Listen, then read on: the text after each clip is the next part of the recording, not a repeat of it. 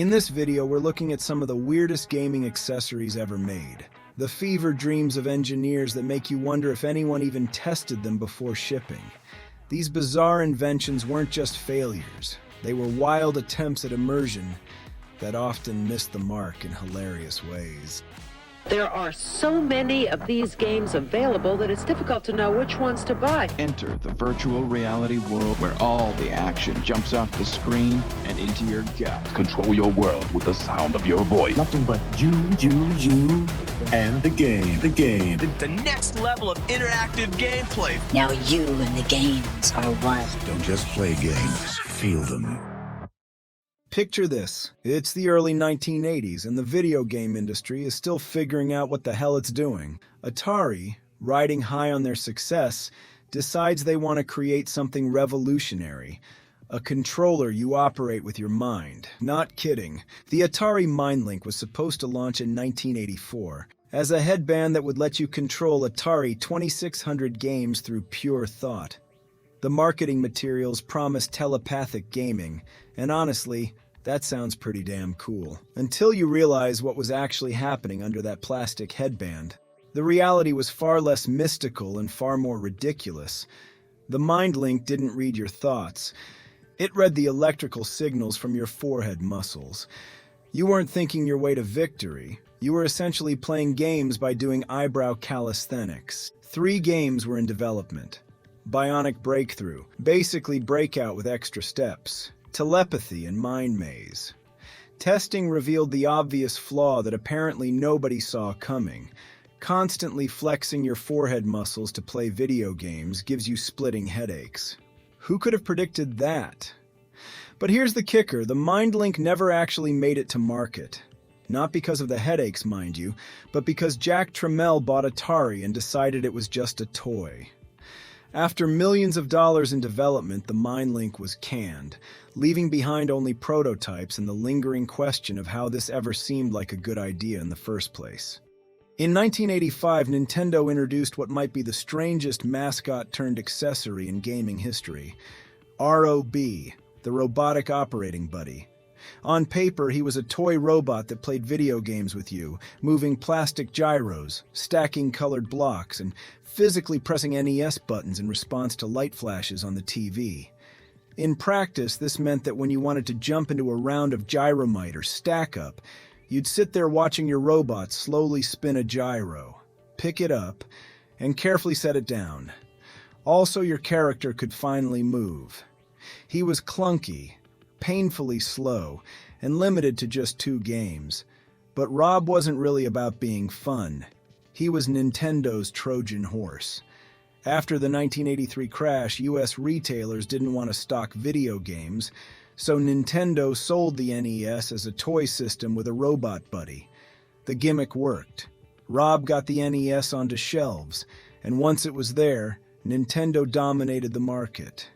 He may not have been a great co-op partner, but without R.O.B, the NES might never have made it into American living rooms. Fast forward to 1987, and Konami decided they had a brilliant solution to make boxing games more immersive. Enter the exciting boxing inflatable controller for the Famicom, a human-sized inflatable punching bag with a boxer printed on it that you could actually punch to control the game. This wasn't some half-hearted gimmick. You literally inflated this thing, plugged it into your console, and started throwing hands at a vinyl opponent. It only worked with 1 game, but that game was specifically designed around it. Unlike modern accessories that feel tacked on, exciting boxing made perfect sense within its narrow scope. The controller was essentially Punch-Out meets Duck Hunt, and honestly, the idea of having a physical target to wail on while gaming has an undeniable appeal. The fact that it was made of vinyl and got punched constantly meant it didn't have the longest lifespan, but that almost adds to its charm. It was pure, unadulterated fun wrapped in plastic and inflated with probably way too much enthusiasm. Then 1989 rolled around and Nintendo accessories took a hard left turn into science fiction territory. The NES Power Glove burst onto the scene with the kind of marketing campaign that would make you believe you were about to become a cyborg. Costing $100, roughly $250 in today's money, the Power Glove promised to let you control games with hand gestures. The concept was dripping with 80s cool, a black glove covered in sensors and buttons that made you look like you stepped out of a sci-fi movie. The Power Glove was a bargain bin version of VPL's high-tech data glove, swapping fiber optics for cheap sensors that barely worked. Only 2 games were built for it, and both played better with a regular controller. Programming it was a pain. Gestures rarely registered. Despite selling nearly 1 million units, the Power Glove was universally panned for being practically unusable. The irony is that it became more famous for being terrible than it ever could have been for working properly. But that failure taught the industry something important. Motion control wasn't just about detecting movement. It was about detecting the right movement reliably and translating it into something meaningful in the game world. That same year, Broderbund looked at the Power Glove's problems and thought, we can do worse. The U-Force hit stores as an early motion control device that promised nothing comes between you and the game. It looked like a laptop made of plastic panels, using infrared sensors to detect hand movements above 2 perpendicular sensor arrays. The marketing showed people steering cars with invisible steering wheels and throwing punches at thin air. Basically, they were selling the future of gaming. The reality was significantly less impressive. The U-Force required specific game configurations, precise hand positioning, and the patience of a saint. Different games needed different panel orientations. Some worked in the upright laptop position, others required laying it flat. Even then, figuring out which movements controlled what functions was an exercise in frustration. But here's what's fascinating about this era. Every one of these accessories represented a genuine attempt to solve the fundamental problem of gaming. How do you make virtual actions feel physical? The industry was throwing everything at the wall to see what stuck. And while most of these solutions were hilariously impractical, they were laying the groundwork for concepts that would eventually work. The early 90s brought us a Konami masterpiece that makes you wonder, what exactly was happening in their R&D department? The Konami LaserScope was their answer to the question nobody asked. What if we made the NES Zapper more annoying? This head-mounted light gun was designed specifically for laser invasion, though it worked with any Zapper-compatible game. It featured a crosshair eyepiece that sat over your right eye and a microphone positioned near your mouth. The revolutionary concept was simple. Instead of pulling a trigger, you yelled, "Fire!" to shoot. In theory, this freed up your hands for, well, nobody really thought that far ahead. The headset also functioned as headphones, powered through the NES audio port, which was actually a clever bit of engineering buried under layers of questionable design decisions. But here's where things went spectacularly wrong. The voice activation technology of the late 80s was about as sophisticated as a brick. The microphone didn't distinguish between words. It just reacted to sound volume. This meant the game's own music could trigger shots. Background noise would make it fire randomly. Your dog barking in the next room could unleash a barrage of virtual bullets. The marketing promised noise-canceling technology, which apparently meant other people in the room couldn't hear what you were hearing through the headphones. Too bad it didn't cancel the noise of you constantly shouting "fire" like a deranged drill sergeant. Imagine trying to explain to your neighbors why you were screaming military commands at your television for 3 hours straight. High on the sci-fi craze, Sega tried to turn your whole body into a controller with the Activator. In 1993, this octagonal floor controller used infrared beams to detect full-body movements, promising to turn your entire body into a gaming interface. Players stood in the center of the 8-segment ring and punched and kicked to break light beams, controlling characters through martial arts movements. Sega marketed it specifically for fighting games, claiming it would enhance the experience of titles like Mortal Kombat. The Activator failed spectacularly due to accuracy issues and environmental interference. Ceiling fans, light fixtures, or uneven surfaces could disrupt the infrared beams, leading to phantom inputs or complete system failure. Even when working correctly, the lag between physical movement and on-screen response made it impractical for games requiring precise timing. The Interactor, released in 1994 for the Super Nintendo and Genesis, took a different approach entirely. Instead of trying to improve input, it focused on output, specifically making you feel like you were actually taking damage in fighting games. This $100 wearable backpack contained electromagnetic actuators that converted low-frequency audio into vibrations. When your character got punched in Mortal Kombat 2, you felt it in your back. Aura Systems partnered with Acclaim specifically to promote Mortal Kombat 2, and Acclaim even programmed special audio cues into the game to trigger the Interactor. The concept was surprisingly forward-thinking. Haptic feedback that made you feel connected to your character's physical state. Electronic Gaming Monthly called it economy-sized virtual reality in a small package, and they weren't wrong. This was a legitimate attempt at creating immersive gaming through tactile feedback. The problem wasn't the concept, it was the execution and the price point. At $100, the Interactor cost as much as several games, and it only really enhanced fighting games. Plus, the technology wasn't sophisticated enough to differentiate between different types of impacts. Getting punched felt the same as successfully landing a punch, which somewhat defeated the purpose of making you feel like you were taking damage. By the late 1990s, the industry had learned some lessons about practicality, but that didn't stop companies from getting creative in unexpected ways. Bandai looked at the Game Boy's success and thought, you know what this needs? Sonar.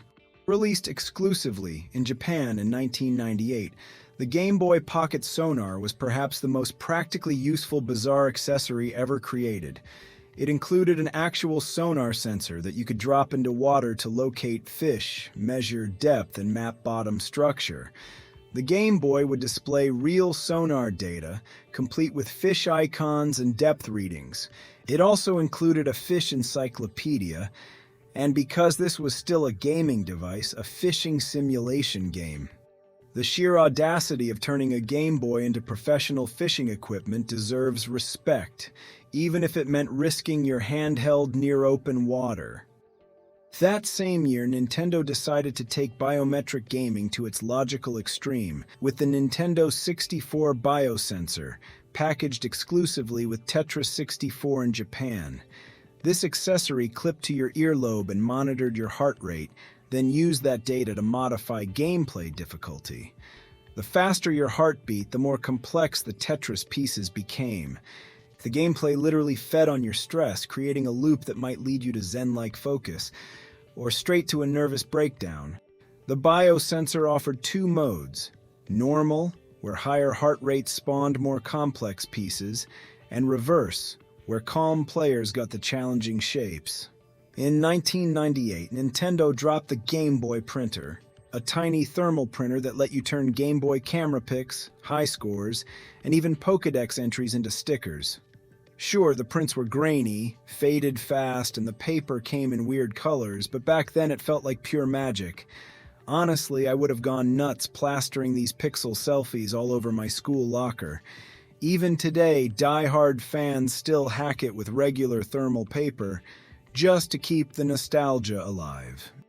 But perhaps the most notorious accessory of this era was the Res Trance Vibrator, released with the PlayStation 2 version of Res. This USB-powered device was designed to pulse and vibrate in time with the game's music, intended to be placed in a pocket, on a chair, or under a cushion to provide haptic feedback that matched the audio-visual experience. Designer Tetsuya Mizuguchi called it a joke, but a very serious joke, an attempt to create synesthetic feedback that engaged multiple senses simultaneously. Predictably, many users found alternative applications for a USB-powered vibrating device, though Mizuguchi insisted this wasn't the intended purpose. The trance vibrator never left Japan, making it one of the most infamous region-exclusive accessories in gaming history. By the 2000s, gaming accessories were either practical or pure shelf candy.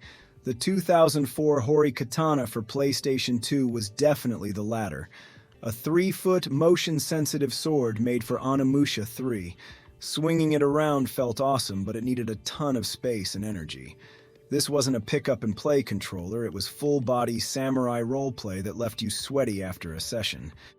But if the hoary katana represented ambitious motion control, the 2005 Resident Evil 4 chainsaw controller represented pure, unadulterated style over substance.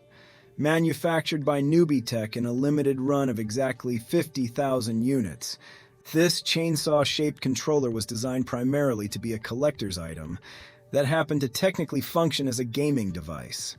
Available in red for PlayStation 2 and yellow for GameCube, each unit featured unique blood splatter patterns and individual serial numbers.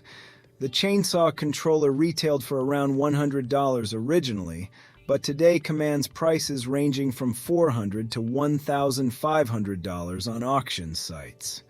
As a functional controller, it was absolutely terrible. The face buttons were tiny and off-kilter, the analog sticks were minuscule, and the shoulder buttons were positioned so awkwardly that playing action games became an exercise in finger contortion.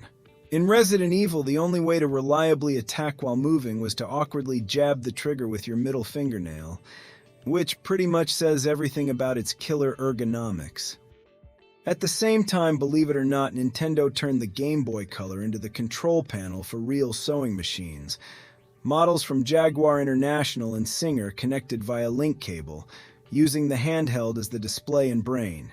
At the time, computerized sewing machines cost thousands, so a $79 Game Boy running Mario Family software to embroider Nintendo characters was both practical and hilariously absurd. Amongst all of the absurdities came one of the rare success stories, the DK Bongos for GameCube. These weren't just controllers shaped like bongo drums, they were actual percussion instruments that happened to control video games. Each bongo pad was pressure sensitive with 2 distinct zones, and a built-in microphone detected clapping. The Donkey Konga series turned your living room into a rhythm game paradise where you drummed along to everything from Nintendo classics to contemporary hits.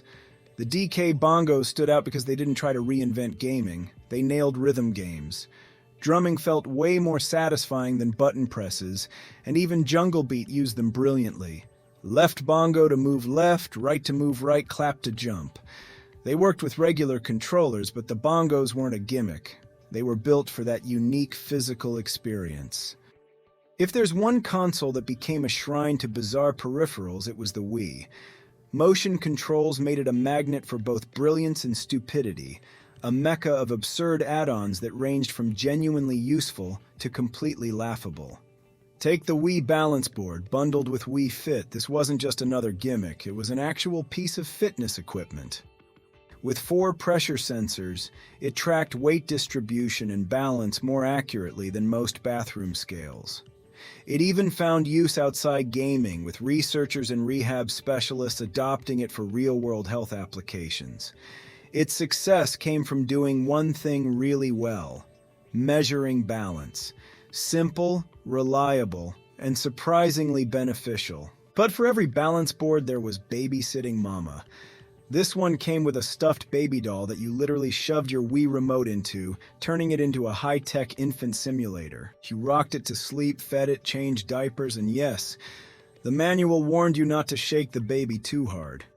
Watching adults wave dolls around their living rooms must have looked completely unhinged. As if the fake babies weren't odd enough, the Wii also saw kits like Cooking Mamas, which came with flimsy clip-on utensils meant to make you feel like you were really flipping pancakes. Spoiler, it didn't. Tired of the same old PB&J? Yeah. Does a chicken pot pie make you want to cry? Gross. Are overcooked veggies making you edgy? Well, don't just sit there. You need a new mama cooking for you. You need Cooking Mama World Kitchen. These accessories were universally panned as clunky and unnecessary. Proof that motion controls gave manufacturers permission to slap plastic on anything and call it immersive. And of course, the balance board and baby mama doll were just the beginning. By the late 2000s, the Wii's runaway success had triggered a tidal wave of plastic junk.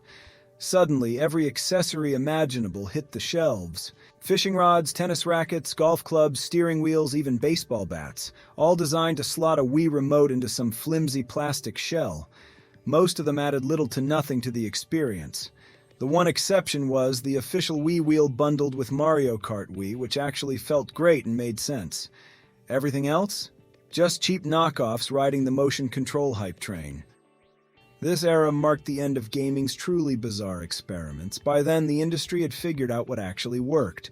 Motion controls done right, genre-specific tools, and add-ons that enhanced gameplay instead of replacing it.